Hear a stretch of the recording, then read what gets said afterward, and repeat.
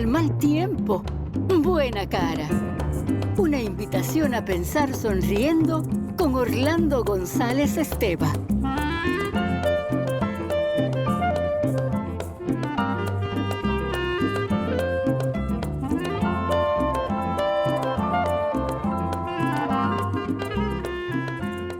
Amigos, ¿cómo están? Yo soy Orlando González Esteva y me alegra estar en compañía de ustedes. En el programa anterior abordamos un tema que quizás tomó por sorpresa a algunos de ustedes. Y ese tema fue un hábito de José Martí. Sí, un hábito, el hábito de beber café. Y no solo de beberlo, sino de saborearlo y evaluarlo. Cuán bueno era el café que le habían servido, de qué país procedía, qué efecto tenía en él, en Martí.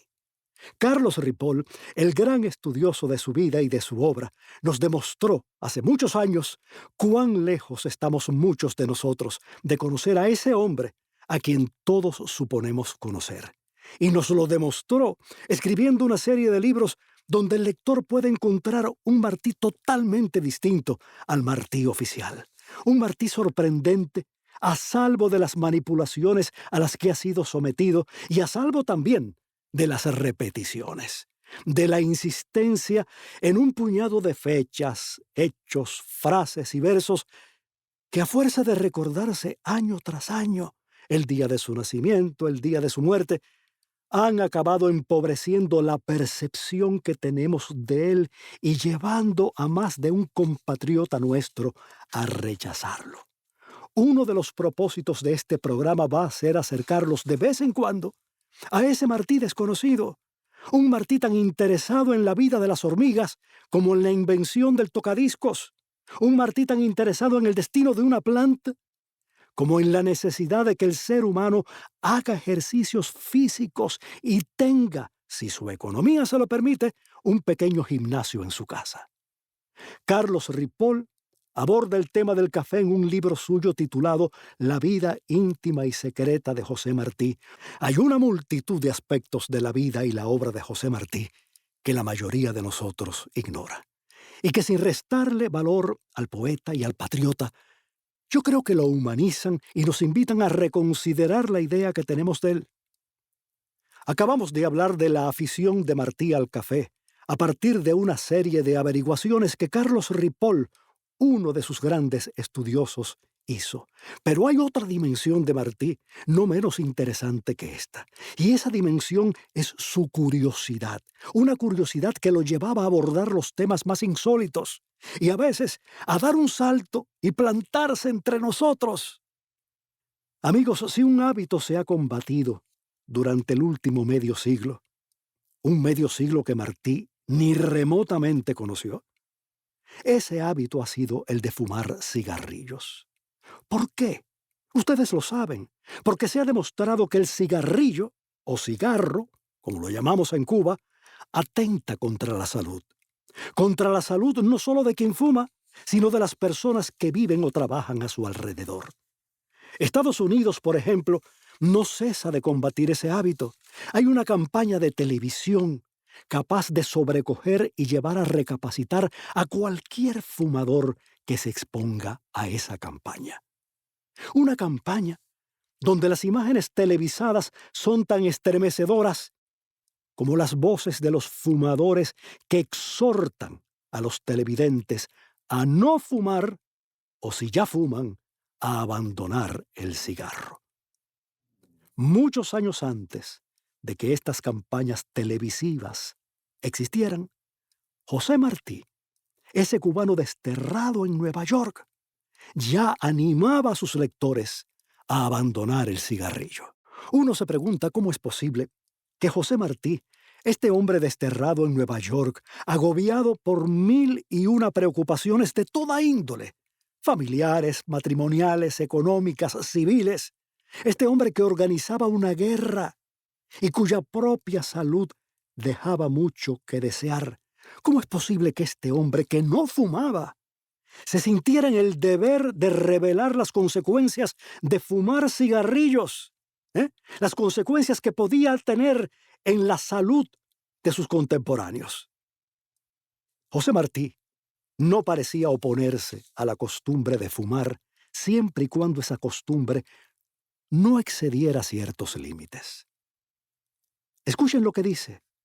Nada tenemos que decir contra el fumar a horas oportunas y con moderación.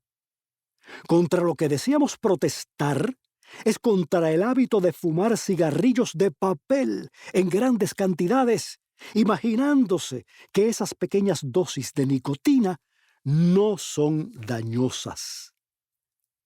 Es decir, amigos, que lo que condena Martí es la práctica que conduce a la adicción, a la costumbre de encender un cigarrillo tras otro.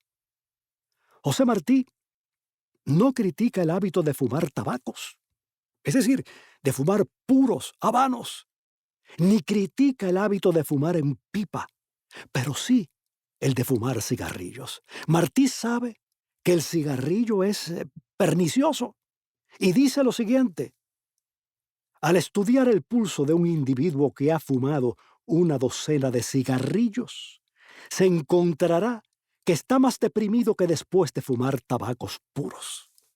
¿Qué cosa, verdad? Que a este hombre le interesara tanto todo esto.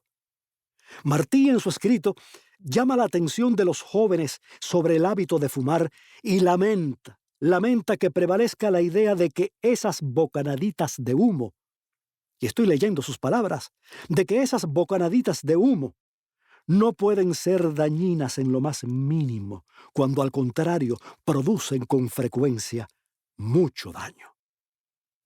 Como ustedes pueden comprobar, Martí llama la atención sobre un tema de enorme actualidad: los perjuicios que trae consigo el cigarro, lo que hoy suele llamarse el tabaquismo, y el intento de algunos de restarle importancia a ese hábito.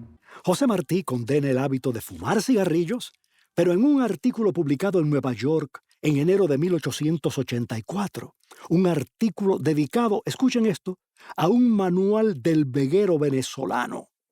En ese artículo ve al tabaco abandonando las manos de los tabaqueros para ir, según sus propias palabras, a entretener ocios, a distraer penas, a acompañar pensamientos solitarios. Fíjense que Martí veía algo bueno en el tabaco, siempre y cuando este no estuviera en los famosos cigarrillos de papel. Fumar podía entretener a los aburridos, distraer las penas, acompañar pensamientos solitarios. Martí habla extensamente del tabaco en este artículo publicado en Nueva York y llega a decir lo siguiente: tal vez tengan razón los fumadores. Mejor ha de ser a veces ver cómo se dibujan en el aire, con el humo del tabaco, leones y águilas, que sentirlos como humo del espíritu subidos al cráneo. Amigos, Cuba no ha tenido un escritor como este. Cualquier cosa que Martí tocaba se convertía en algo no solo poético, en el mejor sentido de la palabra, sino en algo profundo, en algo que exige que uno lo relea y vea lo que este hombre extraordinario era capaz de decir. Voy a repetir este pequeño párrafo. Tal vez tengan razón los fumadores.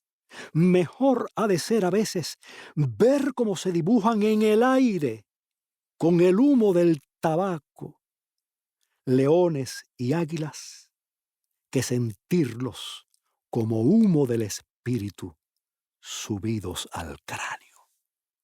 Eso es tremendo. Era mejor ver cómo el humo que uno exhala dibuja en el aire las figuras de un águila, de un león, que conservar uno dentro de uno, oculto, un león o un águila. Eso es lo que decía Martí. En este texto, dedicado al manual del veguero venezolano, Martí hace 2 o 3 comentarios relacionados con el tabaco y con el hábito de fumar. Martí describe minuciosamente cómo se prepara la hoja de tabaco, de qué insectos hay que cuidarla, y termina insertando otra de esas frases suyas cuya belleza dejan al lector boquiabierto. Recuerden ustedes que no estamos leyendo un poema en verso ni en prosa, que estamos leyendo una simple reseña de un libro. Pues bien, en esta simple reseña, Martí acaba llamando al tabaco la planta amable que da el humo, compañero del hombre. Bueno, estas son frases sobre las que uno no puede pasar corriendo, ¿no? La planta amable, es decir, que una planta puede ser amable. ¿Por qué en este caso? Porque el tabaco da el humo y el humo es un compañero del hombre. Fíjense que no es la planta, ni el cigarrillo o el habano los que acompañan al hombre, no, sino el humo. ¿Y por qué es el humo compañero del hombre? Yo me lo he preguntado. ¿Por qué Martí identificó al humo como un compañero del hombre? ¿En qué se parecen el humo y el hombre? ¿Cómo puede el humo de un cigarrillo, de una pipa, de un habano, el humo, una criatura tan efímera, ¿verdad? ¿Cómo puede ser de alguna utilidad? Servir de compañía al ser humano. Señoras y señores, el hombre se ve retratado en el humo. Se ve retratado en la fugacidad del humo, en su existencia breve. Y además, agradece su silencio. El humo que exhala un fumador conoce al fumador, ha pasado por él y llega al exterior confundido con su aliento. ¿Por qué hay tanta gente que prefiere fumar sola, apartarse para fumar?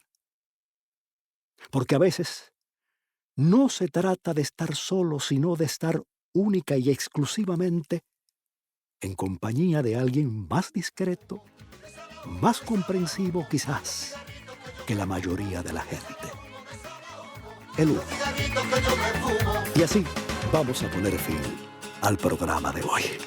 No cede alivio mayor al corazón que se abraza que el sol y el café en la casa de la amistad y el amor. Hasta pronto. Te creí sincera, te creí